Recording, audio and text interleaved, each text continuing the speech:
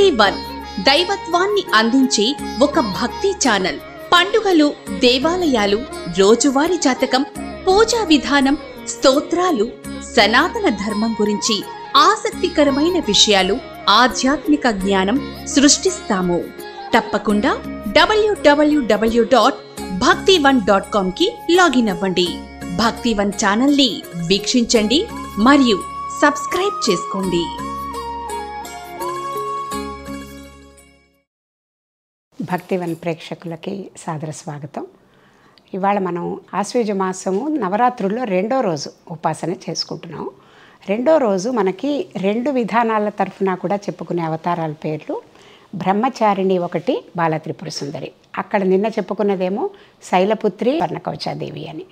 ఇవాళ మనం ఇక్కడ చేసుకునేటప్పుడు బ్రహ్మచారిణి నవదుర్గలుగా చూస్తే బ్రహ్మచారిణి అవతారంగా చెప్పుకుంటాం. ఇక్కడ చెప్పేటప్పుడేమో బాలత్రిపుర సుందరి అన్నాం. ఏదైనా కూడా మనం ఇటు అటుగా కొంతమందికి అనుమానం రావచ్చు. ఒక అవతారం పేరు ఇక్కడ వేరేగా ఉంది, అక్కడ వేరేగా ఉంది, రేపు పొద్దున్న శృంగేరి పద్ధతిలో ఇంకోలాగా ఉండొచ్చు, ఏమిటి ఇన్ని రకాలుగా ఉంది అని. స్థూలంగా చూస్తే గనక దుర్గా అమ్మవారి 9 అవతారాలు, 9 అంటే ఇచ్ఛాశక్తి, జ్ఞానశక్తి, క్రియాశక్తి స్వరూపాలుగా చూసుకున్నప్పుడు దేవీ తత్వాన్ని ఈ 9 అవతారాలు ఏదైతే ఉన్నాయో సత్వరజస్తమో గుణాలకి తగినట్టుగా 3 రోజులు ఉన్నాయి.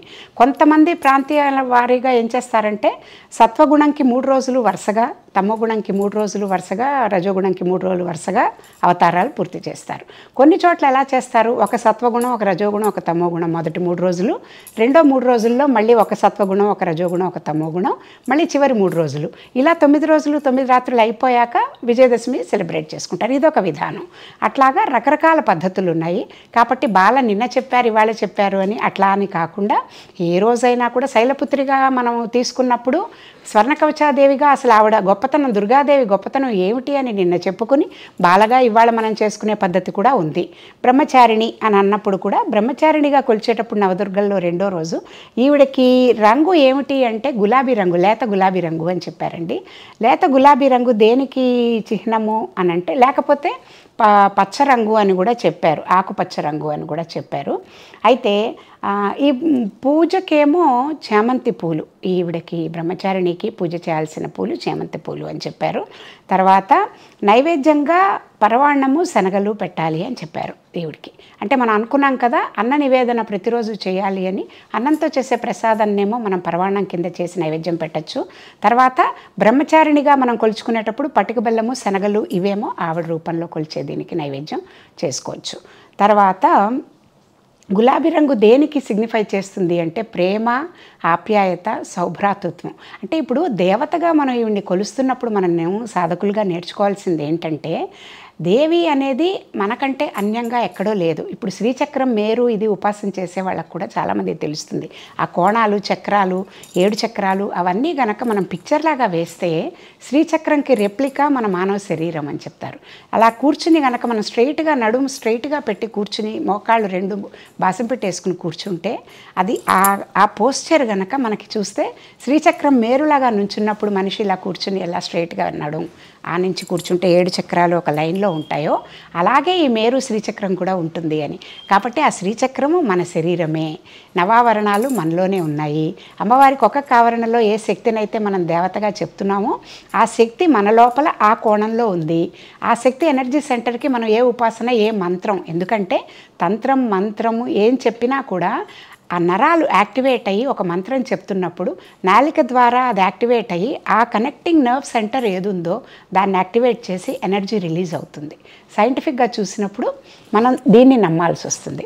అది అందుకనే ఏంటంటే సనాతన ధర్మంలో ఉన్న గొప్పతనం మనకి బయటికి అందరికీ అన్నీ చెప్తే అర్థం కాదనే ఉద్దేశంతో బీజాక్షరాలని కూడా స్తోత్రాల్లో నిక్షిప్తం చేసి మనం చదువుకునేందుకు వీలుగా శంకరాచార్యులు లాంటి వాళ్ళందరూ కూడా మనకేం చేశారు, వేదవ్యాసులు, శంకరాచార్యుల వారు వీళ్ళందరూ మనం చదువుకునేందుకు, సామాన్యులు చదువుకునేందుకు వీలుగా స్తోత్రాలు.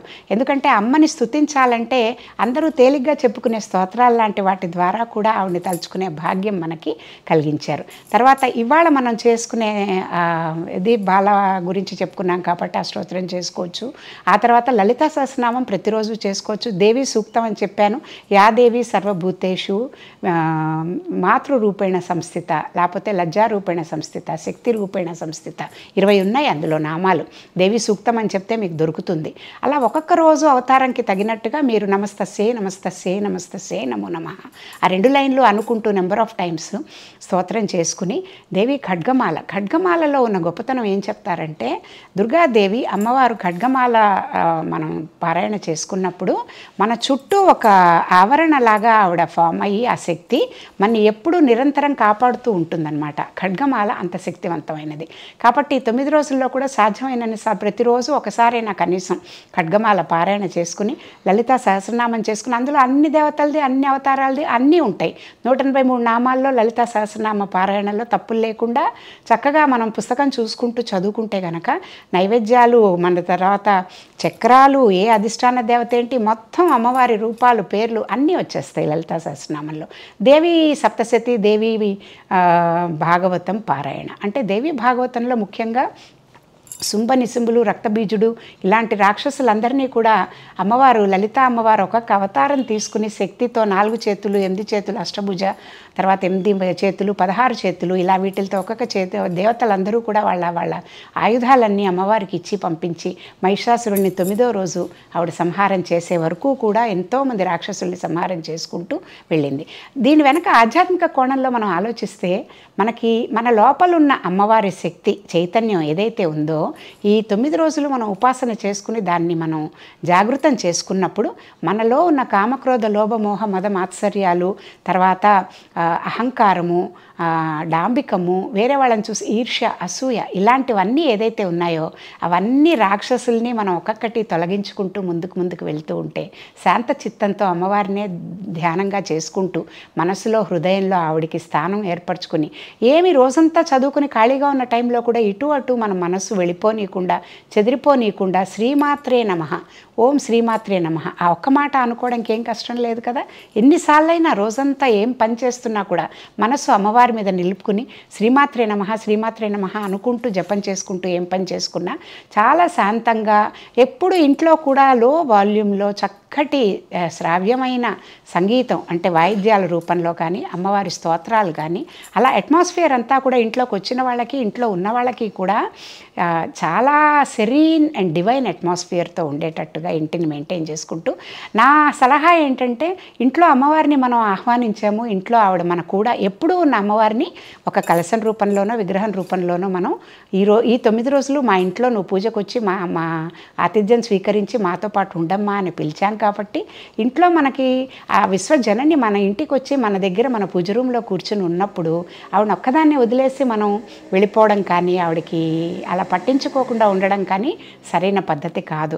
కాబట్టి ఇంట్లో ఎప్పుడు ఎవరో ఒకళ్ళు ఉండడము, తాళం వేసి బయటికి వెళ్లకుండా ఇంటి తలుపులు తాళాలు వేయకుండా ఇంట్లో ఎవరో ఒకళ్ళు ఉండడము, ఎప్పుడు ఇంట్లో అమ్మవారు ఉన్నట్టుగా భావన చేసుకుంటూ ఉండడంతో ఆ శక్తి మనకి 24 గంటలు కూడా ఔరా ఇల్లంతా కూడా ప్రసరిస్తూ అందరికీ కూడా చాలా మేలు చేస్తుంది. కాబట్టి అసలంటూ అమ్మవారికి ఉన్న పేరు శ్రీమాత. ఆవిడ మొత్తం అంతా కూడా మనకి అందరికీ కూడా తల్లి. అంటే అందులో ఒట్టి మనుషులే కాదు, అమ్మవారి సంతతిలో మనకి బ్రహ్మాండం మొత్తంలో ఉన్న చెట్లు, చేమలు, తర్వాత పురుగులు, క్రిమికీటకాలు, జంతువులు ఒకటేమిటి సమస్తంకి కూడా ఆవిడ జనని, విశ్వజనని. కాబట్టి ఆ మాతని మనం శ్రీమాత అని ఒక్క మాట తలుచుకుని ఆవిడ రూపాన్ని హృదయంలో ప్రతిష్ఠించుకుంటే, బ్రహ్మచారిణి రూపంలో ఇవాళ కొలుచుకున్నాం, రేపు మళ్ళీ 3వ రోజు మనము ఇంకొక అవతారం గాయత్రీమాత అవతారంకి వెళ్తాము. రేపటి విశేషాలు 3వ రోజు విశేషాలు మళ్ళీ రేపు ముచ్చటించుకుందాం. నమస్తే.